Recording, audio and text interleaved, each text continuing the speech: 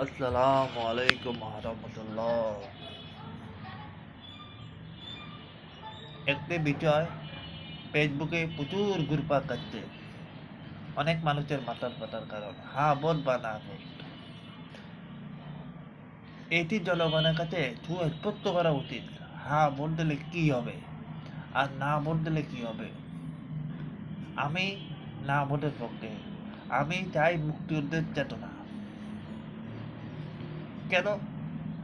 আসলে যারা জুলাই সনদ বা শেখ হাসিনার বিরুদ্ধে আন্দোলন করেছিল, আসলে ওইটা শেখ হাসিনার বিরুদ্ধে আন্দোলন ছিল না। ওইটা ছিল শেখ হাসিনা এমনভাবে ধরেছিল। শেখ হাসিনা কিন্তু দেশের উন্নয়ন করেছিল, আপনারা কেউ অস্বীকার করতে পেরেছে, আমরা কেউ অস্বীকার করি না। কিন্তু শেখ হাসিনা এত উন্নয়ন করেছে, উন্নয়নের জোয়ারে তিনি সারা মানুষকে কথা বলতে দিচ্ছিলেন না। আর তিনি মানুষের সাথে সম্পর্কহীন হয়ে পড়েছিলেন।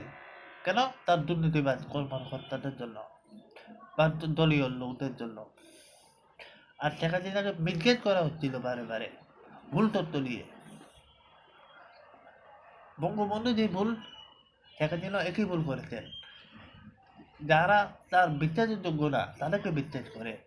যেমন বঙ্গবন্ধুর আমলে কিছু লোক ছিল খন্দকার মোস্তাক, ঠিক বঙ্গবন্ধু হত্যার পরে তারা ওই লোকেরাই পরবর্তীতে মন্ত্রিসভা গঠন করে। আপনারা আমার চেয়ে ভালো ইতিহাস জানেন, আমি এগুলো বলতে চাই না। তবে আমি না ভোটের পক্ষে। কেন? আমরা যখন কোনো অধিকারের জন্য নামে, আমাদের দেশে ছাত্ররা যখন নামে, আমরা দেখবেন সবার হাতে কি থাকে? সবুজ, লাল সবুজের পতাকা, মুক্তিযুদ্ধ। ওপরে মুক্তিযুদ্ধের পতাকা, জাতীয় পতাকা থাকে। তবে বাংলাদেশের বিভিন্ন মানচিত্র আঁকা থাকে। যে কোনো আন্দোলনে, যে কোনো দাবি দেওয়ার আন্দোলনে, যেমন শিক্ষকদের আন্দোলন বলেন, যে কোনো আন্দোলন বলেন, প্রতিবন্ধীদের আন্দোলন বলেন, দেখবেন কপালে জাতীয় পতাকা থাকে, মুখে মানচিত্র আঁকা থাকে, গায়ের জাতীয় পতাকা থাকে। অনেক সময় বিভিন্ন ইলেকট্রিক্যাল বেতন তাদের দাবি দেওয়া। এই দেশের প্রত্যেক মানুষ মুক্তিযুদ্ধের চেতনাকে ধারণ করে। মুক্তিযুদ্ধ শুধু একটি যুদ্ধ নয়, একটি অনুপ্রেরণা। যারা জুলাইতে আন্দোলন করেছে, এখানে অনেক স্বাধীনতা বিরোধী শক্তি ছিল, আমি অস্বীকার করি না, কিন্তু অধিকাংশ ছিল স্বাধীনতার পক্ষের শক্তি। যেমন এরা স্বাধীনতার পক্ষের শক্তিরা পরে নেমেছে, কিন্তু আমি দেখেছি, আপনারা অস্বীকার করবেন না, দেশের আইনজীবী পরিষদ, ঢাকা হাইকোর্টের সকল আইনজীবীরা ছাত্রদের পক্ষে দাঁড়াইছে। আপনি কি অস্বীকার করতে পারবেন? বৈষম্যহীন শিক্ষক পরিষদের শিক্ষকেরা, যেমন ছাইমা ফেরদৌস নামে মহিলা শিক্ষক, তিনি ঢাল হয়ে দাঁড়াইছে ছাত্রদের পক্ষে। তার আমার এখনো ওই টিকটকে তার কথাগুলি এখনো বাজে। আমি তখন টিকটকে দেখেছিলাম তার বক্তব্যগুলা, ইউটিউবেও দেখেছিলাম, যে টেলিভিশনে দেখেছিলাম ওই সাহসী মহিলার কণ্ঠস্বর। এখন তো কই তাদেরকে, ওরা তো মুক্তিযোদ্ধা পরিবারের লোক, ওদেরকে এই আন্দোলন থেকে ছড়িয়ে দেওয়া হয়েছে। অনেক মুক্তিযোদ্ধার পক্ষে যারা ছিল, যেমন দীপ্ত চৌধুরী উপস্থাপিকা, অনেকেই মুক্তিযোদ্ধার সপক্ষে। যারা জুলাই আন্দোলন করেছে তারা প্রত্যেকে মুক্তিযুদ্ধের চেতনাকে বুকে লালন করে। এদেশের প্রত্যেক মানুষ মুক্তিযুদ্ধের চেতনাকে লালন করে। ঠিক আছে? এখন মুক্তিযুদ্ধ বনাম জুলাই যোদ্ধাকে বিপরীত দাঁড় করে দেওয়া হয়েছে। এখন এদেশের মানুষের কিছু ভুল, আমাকে বিনয় সহিত ক্ষমা করবেন, আমি আপনাদের ভুল।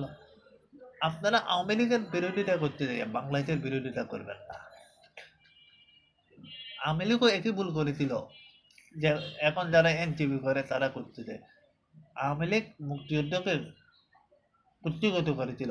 এই দেশের এই দেশের একজন কৃষক হইতে একজন সেনাপ্রধান পর্যন্ত মুক্তিযুদ্ধ করেছে।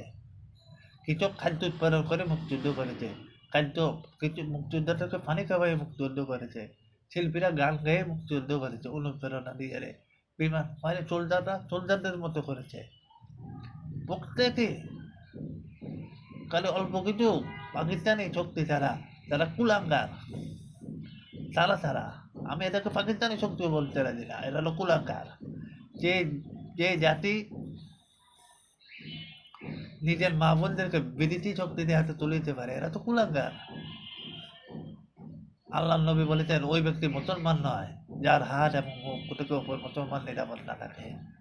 এটা আমার কথা না, নবীর হাদিস। তুমি ততক্ষণ পর্যন্ত মুসলমান হতে পারবে না যতক্ষণ পর্যন্ত তোমার রাগকে তুমি নিয়ন্ত্রণ করতে। তো বীর হচ্ছে ওই ব্যক্তি যে ব্যক্তি নিজের রাগকে নিয়ন্ত্রণ রাখে। প্রকৃত পুরুষ হচ্ছে সেই পুরুষ যে পুরুষ নিজের রাগ এবং বীর্যকে ধরে রাখতে পারে।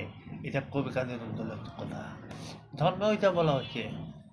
তো ওই পুরুষ হলো বড় পুরুষ যার রাগের তুমি ধৈর্যকে নিয়ন্ত্রণ করতে পারে আর বীর্যকে কন্ট্রোল রাখতে পারে। কারণ এটা আমার কথাটা নেগেটিভভাবে নেবেন না। আমি না ভোটের পক্ষে। কেন? প্রত্যেকের যখন আমরা কোনো কোনো কিছু নামাই, পুলিশের হাতে গুলি পিস্তল আছে, আমরা মনে করি আমরা যারা এখনো কোনো দাবি দেওয়ার জন্য মানে আমরা বাংলাদেশের পতাকা বুকে রাখি আমি, ওইটা আমাদেরকে প্রেরণা দেয়। আমরা জানি পুলিশ ধরলে ওটা গুলি মারবে, নাহলে রাবার বুলেট মারবে, নাহলে হামলা করবে, নাহলে পুলিশ ধরিয়ে নেবে। আমরা আমরা ভয় পাই না, কারণ আমরা পাকিস্তানের বিরুদ্ধে আর্মিকে আমরা ভয় পাই না, আর বাংলাদেশের পুলিশকে আমরা কি ভয় পাবো? সেই জন্য এই দেশের মানুষ যে কোনো আন্দোলনের জমে দেখবেন বাংলাদেশের পতাকাটা, এটা তাদেরকে অনুপ্রেরণা দেয়। মানে রাখবেন, অনুপ্রেরণার আরেক নাম হচ্ছে 1971। এই 1971 সালের এই প্রেরণাই বিস্ফোরণ হয়েছে 2024। আল্লাহ তাআলা সবাইকে বোঝার মতো তৌফিক দেন।